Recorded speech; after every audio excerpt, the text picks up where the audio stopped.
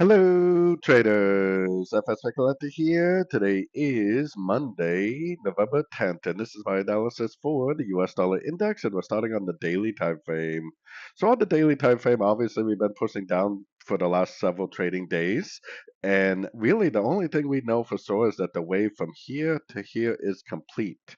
We definitely do not know that this is a trend reversal, and my Elliot Wave analysis actually has us possibly even going all the way up to here, or maybe even up to the take out the high of wave W back here.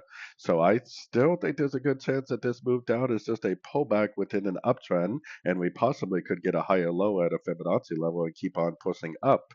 Now, if you are a really short time frame trader, obviously you could be looking for shorts until we do get that turn up.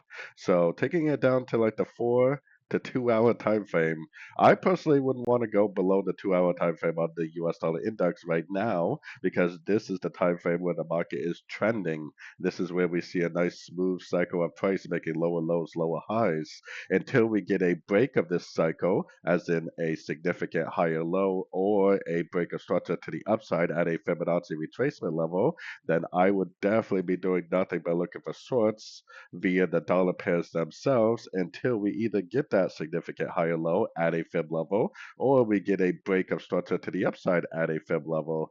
Neither one of those have happened yet, but we do need to keep in mind that the weekly and the daily time frame trend is up. So as soon as that happens, I would definitely stop looking for shorts on the dollar, and I would definitely go back to looking for longs on the dollar because the trend is definitely your friend, and the higher time frame trend is for sure still up.